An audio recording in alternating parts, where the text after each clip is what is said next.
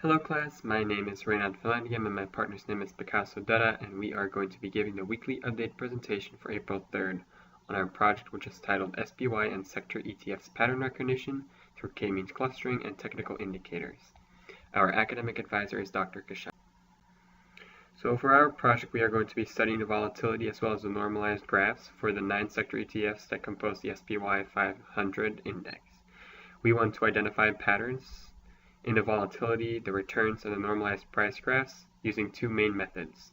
The first method we will be using is a time series clustering method, which I will be talking about in more detail, and the second method we will utilize is artificial neural networks, which Pikaso will talk about in more detail. The main question that we are trying to answer for our project is, which of the 9 sector ETFs delegates the SPY volatility and price movements the most? So here we have two cluster groupings using the DTW cluster function in R, one for normalized prices and the other for return clusters. As can be seen on the right, the cluster groupings are very different for the two. So from the first clusters, we can conclude that XLF, the financial sector ETF, has price movements that are very different from the other ETFs, which is something that we expected. We can also see that the SPY is most similar to XLK, which is a tech sector, and XLE, which is the energy sector, which is also something that we expected, and that is, according to research, that is what we were supposed to find.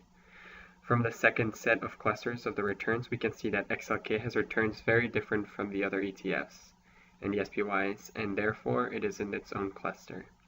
Additionally, XLP and XLV also have similar return movements. Next, we can also find that SPY has return movements that are most similar to all ETFs, except for the three that I mentioned, so except for XLK, XLV, and XLP. And then for next week, we will continue to experiment with the number of clusters as well as adding and removing various ETFs to obtain a more precise pattern grouping.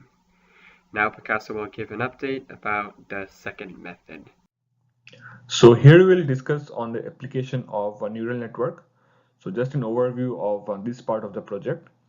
We calculated VAR from the ETFs, applied technical indicators like RSI and ADX, the momentum indicators, and considered their output as the independent variable and regressing them on fixed data using RNN LSTM model.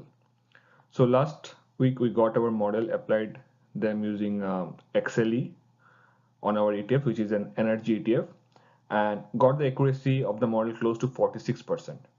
So we tried other ETFs using the same model, but not was able to get any better results from the one we got from XLE.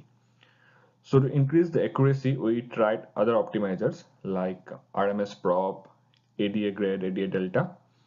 So below is the list of all the optimizers, which shows the corresponding results. So here you see that while using these optimizers, the loss factor for all the optimizers were decreasing, but the accuracy stopped increasing after a certain number of epochs. Usually it is like 5 to 10 epochs.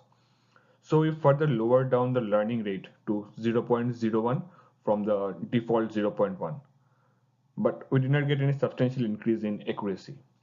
So applying all these 7 optimizers, we can conclude that either SGD or ADAM works best for our model.